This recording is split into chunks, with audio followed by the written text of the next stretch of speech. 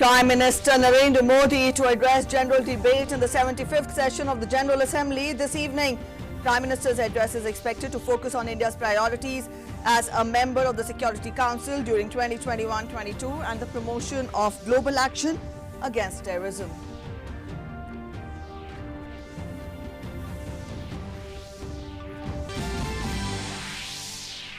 Prime Minister Narendra Modi and Sri Lankan Prime Minister Mahinda Rajapaksa to hold virtual bilateral summit. Both leaders to comprehensively review broad framework of the bilateral relationship. Virtual summit is the first official interaction between the leaders after they met in New Delhi in February this year.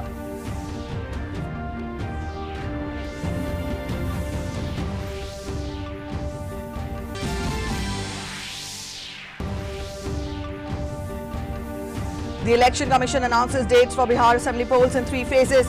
First phase of Bihar elections on 28th October. Results to be announced on 10th. Strict measures to be followed at polling booths, keeping in mind COVID-19 situation. Political parties hail Election Commission's announcement amid strict adherence to COVID protocols.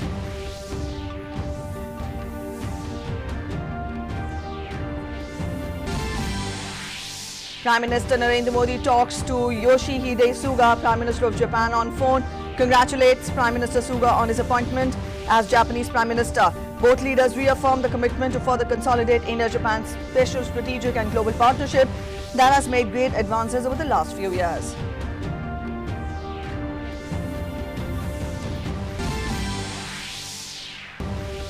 In international news, WHO warns 20 lakh COVID-19 deaths likely without collective action. Global deaths are set to surpass 10 lakh mark with over 3.27 crore infections worldwide.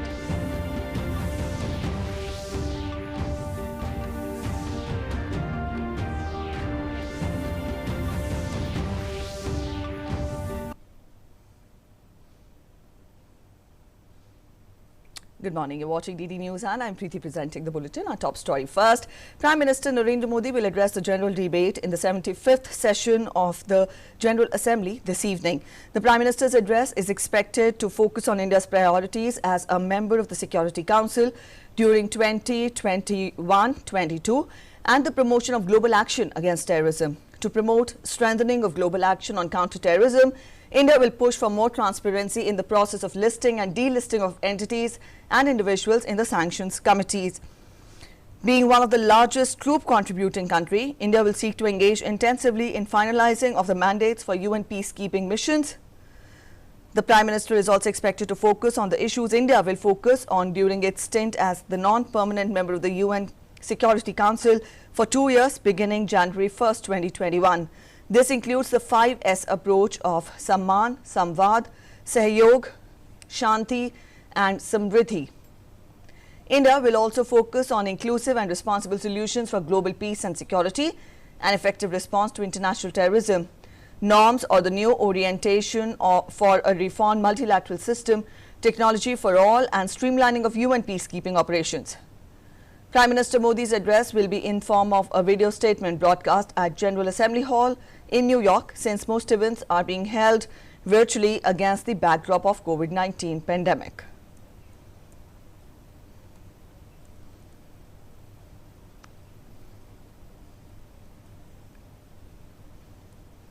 And also talking more of it, India has promptly responded to Pakistan Prime Minister Imran Khan's statement on Kashmir issue in the 75th session of the United Nations General Assembly. Exercising its right to reply in response to Pakistan, Indian delegate and first secretary in the Indian mission in New York, Mijito Vinito, has presented India's stand at the UN. In a strong worded reply, India has said that the Union territory of Jammu and Kashmir is an integral and inalienable part of India, while the rules and legislation brought in the Union territory are strictly India's internal affairs. The first secretary also said that the only way for Pakistan to become a normal country is to abjure its moral, financial and material support to terrorism. The words used today at this great assembly by the leader of Pakistan demean the very essence of the United Nations. Let me assert here loud and clear. The Union territory of Jammu and Kashmir is an integral and inalienable part of India. The rules and legislations brought in the Union territory of Jammu and Kashmir are strictly internal affairs of India. The only way for Pakistan to become a normal country is to abjure its moral, financial and material support to terrorism, turn its attention to the problems faced by its own population, including its minorities, and stop misusing UN platforms to further its nefarious agenda. During the general debate at the 45th session of the United Nations Human Rights Council, Pakistan was put to mat by the European Foundation for South Asian Studies by exposing terror state and its political ecosystem for helping and glorifying the acts of terror. The lambasting comes close on the heels of India slamming Pakistan at the ongoing session of the UN Human Rights Council while exercising its right to reply on September 24th when India attacked Pakistan for using pernicious masks to masquerade as a champion of human rights when the country itself violates it by torturing and persecuting the minorities. We get you more in this detailed report. Pakistan's continuous attempts to sponsor and promote terror activities are now getting exposed at international forums. Besides lambasting Pakistan for sponsoring terrorism and its involvement in illegal activities, experts from all over the world at the United Nations Human Rights Council meet in Geneva condemned the incidents of human rights abuses from Pakistan soil. In her intervention during the general debate at the 45th session of United Nations Human Rights Council, research analyst at the European Foundation for South Asian Studies, Veronica Eklund, said Pakistan's entire system, including Prime Minister, is involved in helping and glorifying acts of terrorism. There is no need to elaborate. Pakistani officials have time and again confessed the country continues to be a safe haven for terrorists and terrorist organizations. The UN Security Council's consolidated list of terrorist individuals and entities includes 146 entries from Pakistan. With all due respect, I am compelled to ask, why is Pakistan still a member of this August Council? At the United Nations meet, Muhammad Sajid Raja, a resident of Pakistan-occupied Kashmir, raised issue of illegal occupation by Pakistan in the region. He said Pakistani army has crossed all limits of human rights violations in the region. He added that locals are being treated like animals, terror camps are being run, and Pakistan is waging a proxy war against India through terrorist organizations.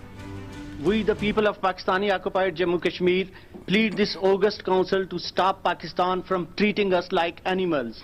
Pakistan is brainwashing innocent youth on both sides of the border in Jammu Kashmir, making them cannon fodder in the proxy war with India. Pakistan continues to run terror camps. In this backdrop, Pakistan is now trying to declare disputed territory of Gilgit-Baltistan as its province, depriving our people of their land and their identity and culture. The issue of brutality and atrocities by Pakistani army in Gilgit-Baltistan region was also raised at United Nations Human Rights Council meet. Amjad Ayub Mirza from Center of Environment and Management Studies raised the issue of illegal occupation and human rights violations by Pakistan. Today we are faced with double colonization of Gilgit-Baltistan as China joins Pakistan under Belt and Road Initiative. More than 100 human rights activists are languishing in prisons. For every 25 people, Pakistan has deployed one soldier in Gilgit-Baltistan. The world should collectively demand withdrawal of Pakistan army from our lands. On Thursday, lambasting Pakistan at the UN Human Rights Council, India termed it as a failed state with no regard for values and culture of democracy.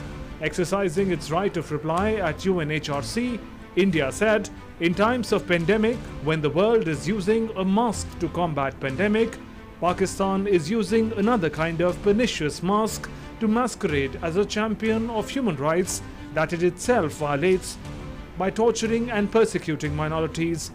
Clearly, Pakistan stands exposed on the global stage for its dismal human rights record. With Sudhakar Das, DG India. And as we told you, Prime Minister will be addressing the general debate in the 75th session of the General Assembly this evening. And the Prime Minister's address is expected to focus on India's India's priorities as the member of the Security Council during 2021-22 and the promotion of global action against terrorism. To get more on this, our correspondent Abhishek Jha is joining us. Abhishek, this evening the Prime Minister will be addressing the general debate in the 75th session of the General Assembly, and he will be the first speaker. Let us know more, because we've given a broad outline to the viewers that the focus of the Prime Minister's address will be terrorism and also India's priorities as the member during 2021-22. Let us know more about it. So good morning, Preeti. So beside that, Prime Minister will also present a vision for the future we want, like the future the world should have, the future where the multilateralism should exist, the future that where the menace of terrorism should not be respected or allowed to happen. We know that how Pakistan being continuing as a nation who is respected as a partner in war against terrorism. However, India has been trying to unmask Pakistan at global forums because and telling the world that Pakistan is the country who is being behind most of the heinous terrorist attacks in the world, and it has been sheltering and harboring terrorists from groups like Al-Qaeda and Taliban, Hizbul Mujahideen and Lashkar-e-Taiba, who've been not only alleged to have carried out terrorist attacks in India, in Mumbai, and in various bases in India, but also they have been involved in so many international major terrorist attacks. So these are the situations that Prime Minister wants to put forth at the United Nations General Assembly address, when he will be addressing the Assembly today evening somewhere around 6:30 p.m. He will also be telling the world India's role in climate change and how India is trying to do to more and more renewable energy, and more efforts are being taken in India to ensure that the climate change and all the discussion that is happening around this climate change and how to bring the novel temperature down. What has been India's role in that, and what can India do? India has also been able to make a commitment around the globe by establishing this International Solar Alliance. So Prime Minister will be telling the world what India has been doing around to bring down the use of fossil fuels, to make the emission levels down, and to do whatever we can with the natural resources, with the renewable resources more and more, and at the same time still continue with our developmental trajectory. All right, Abhishek, these would be the priorities of the Prime Minister when he addresses the General Assembly, the debate, general debate. I would want you to talk more about it, because this time this will be historic, because this will be the 76th anniversary of it, and also added to that the Prime Minister will be talking of terrorism, as you talked, climate change as well. I would want you to tell us more as to how important is the UNSC on the global page as a forum for a country to put its concerns. Preeti, there are two things that India wants to highlight at the World Forum very strongly. One is the issue of terrorism, which India has been dealing. Now it's been like more than 2-3 decades. It has been dealing. Initially, it was called proxy terrorism from the Pakistani side, but now it has openly accepted and well-documented fact that the terrorists are sneaking in from Pakistan with the help from Pakistani military, and they have been sent with, they have been trained there, and they are sent here with the purpose to create a havoc, with the purpose to destabilize the government, destabilize the peace in the region. So this has been well-documented fact. Even the Pakistani Prime Minister himself has last year during an event in US, he has admitted the fact that Pakistan still has 30 to 40,000 terrorists who were trained for some other purposes, but now they are being used in Kashmir, in Afghanistan. So India is not only country that is dealing with this menace created by Pakistan, but also Afghanistan is a majorly hit country which has to deal with this Pakistani terrorist camps and Pakistani trained terrorists. So while doing this exercise, India would be able to garner more and more support in terms of fight against terrorism. Another issue that has kept India worried in the last few years has been the slow pace of United Nations reform. Though there have been mechanisms, there have been discussions, continuous discussions are going on, intragovernmental negotiation and other consultations are still on how to make a reform United Nations to have more and more reflection of the current realities of the world. However, those discussions are so slow that it is almost, as our external affairs minister has said, this is frustrating to see that the pace of this discussion has not yielded any reform in the last few years, and especially at the time of COVID, when most of the discussions are happening online or in virtual mode. The discussion on the reform of United Nations has been put on hold. So this tells the real intention behind those who are sitting in position of power at United Nations, that they don't want to share the seat, they don't want to share the rights, and they don't want to share the authority with other countries who have been able to make a mark at the world stage in the last 6-7 decades, ever since the United Nations was founded.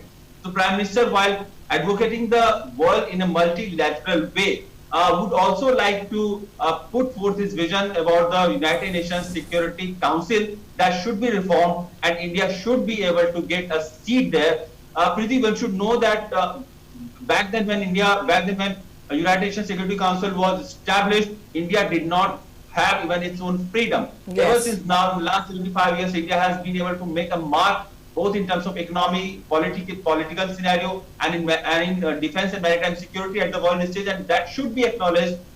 With this so much of peacekeeping mission, India has contributed so much around the globe in making and bringing down the conflicts and tension and making Right. peace. So these are things that should be acknowledged, and India should be rewarded for that. All right, Abhishek, we'll end at that. Thank you so much for joining us with those inputs. That was our correspondent, Abhishek Jha, telling us more about the priorities when the Prime Minister will be addressing the general debate at the 75th session of the General Assembly this evening. We'll keep you updated. Let's get to other important news. Prime Minister Narendra Modi and Sri Lankan Prime Minister Mahinda Rajapaksa will today hold a virtual bilateral summit. The summit will be Prime Minister Modi's first such virtual engagement with a neighbouring country, and also Sri Lankan Prime Minister's first diplomatic engagement with the leader of a foreign country after he was sworn in as Prime Minister in August. The virtual bilateral summit will give an opportunity to the two leaders to comprehensively review the broad framework of the bilateral relationship soon after the parliamentary elections in Sri Lanka, and in the context of the time-tested friendly ties between the two countries. A virtual bilateral summit under challenging circumstances posed by COVID-19 testifies to the deep-rooted civilizational ties and shared heritage between the two neighbouring countries. This is also a reflection of India's neighbourhood-first approach and Sagar doctrine.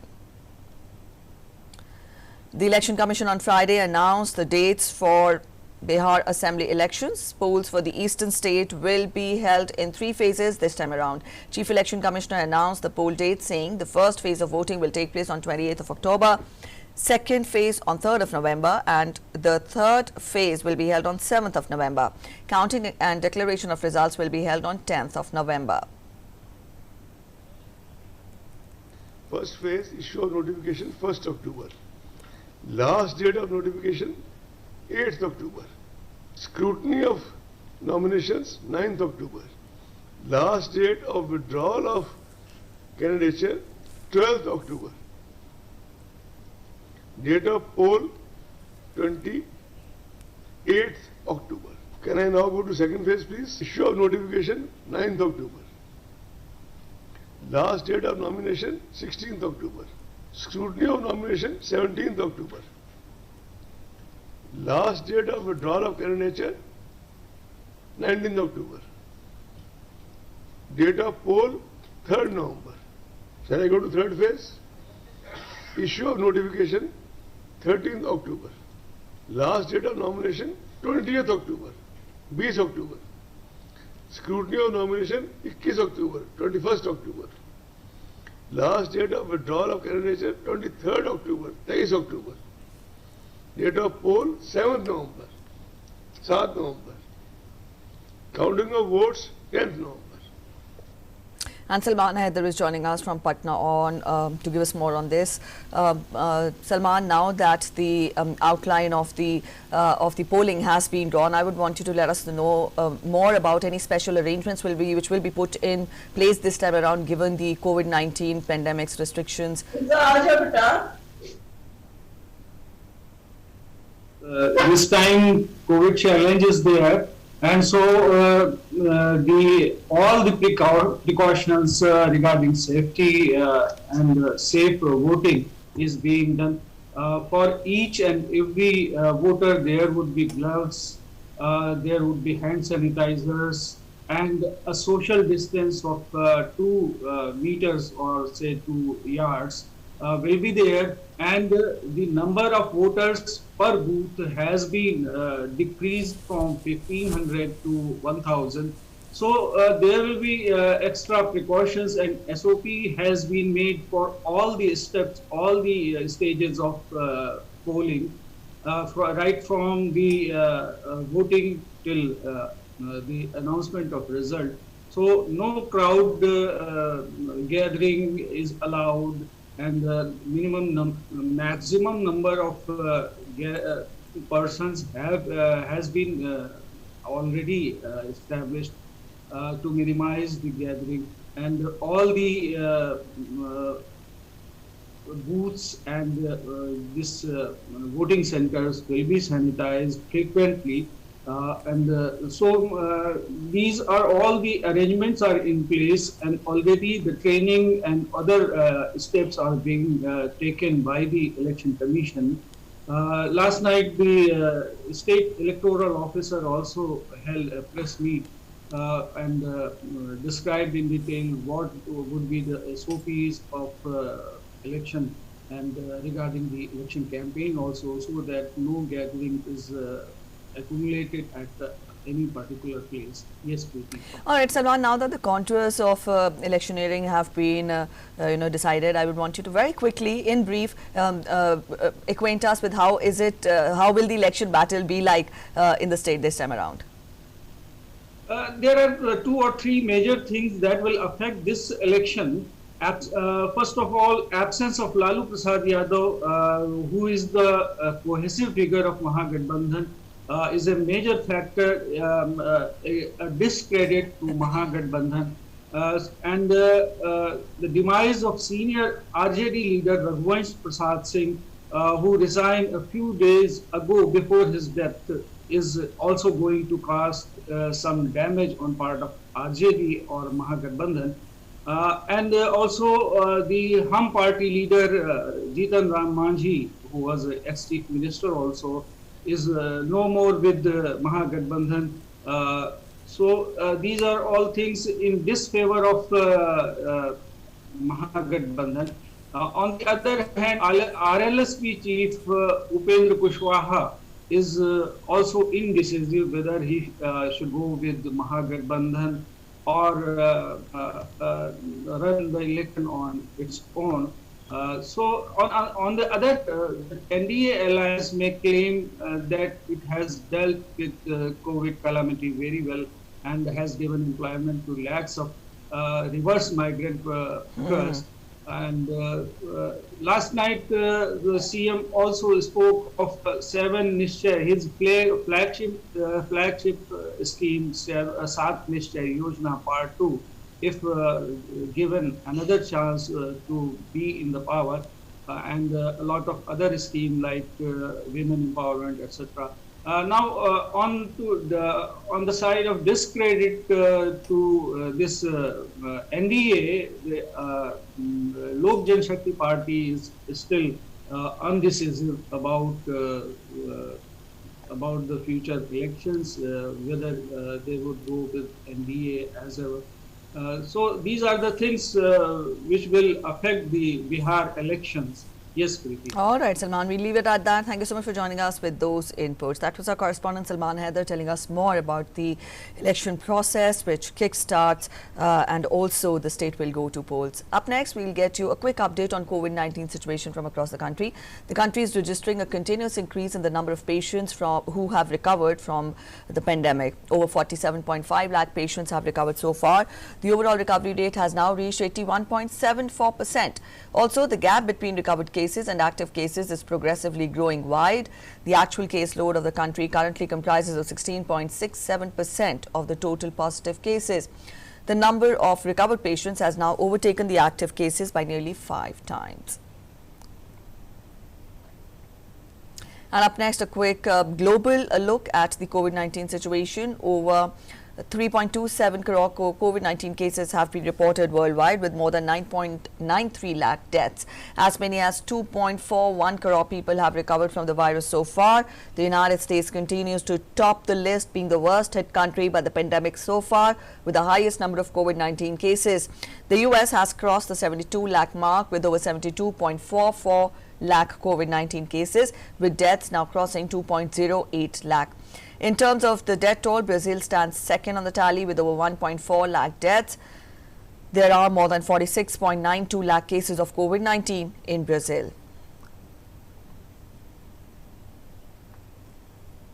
The World Health Organization has expressed concern over the global death toll from COVID-19 to double to 2 million before a successful vaccine is widely available without concerted action to curb the pandemic. Emergencies Program Director Mike Ryan said that if we look at losing 1 million people in 9 months and then we just look at the realities of getting vaccine out there in the next 9 months, it is a big task for everyone involved. The WHO is continuing talks with China about its possible involvement in the COVAX financing scheme designed to guarantee fast and equitable access to globally to COVID-19 vaccine. WHO has warned of the rates of COVID-19 infections and hospital bed occupancy are rising in Europe, where authorities need to work to halt the spread ahead of the influenza season. And with its undulated curves and steel engraving, Brazil's first memorial to COVID-19 victims is meant to preserve for eternity the names of those who passed away due to COVID-19 pandemic. Unveiled earlier this week in Rio de Janeiro's Penitence Cemetery, the 3-ton, 39-meter steel structure has space for some 4,000 names. This is a testament to the severity of the pandemic in the South American country. South America's largest country has registered more than 4.69 million cases of the virus. Over 140,000 people have died of the disease in Brazil, which ranks second after the United States in terms of COVID-19 deaths.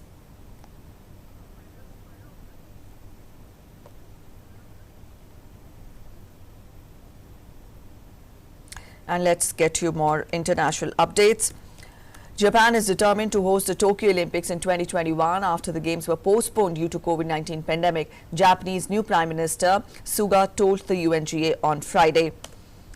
The games were originally scheduled for this summer but were put off for a year in March by the International Olympic Committee and the Japanese government. Prime Minister Suga said that he will continue to spare no effort for safe and secure games. He also said that Japan will work to ensure equitable access to COVID-19 treatment and vaccines for people in developing nations. As part of its steps to help developing countries hit by the pandemic, Japan is offering up to $4.5 billion in emergency loans. That's it in this edition of the News This Hour. Thanks for watching. Bye-bye.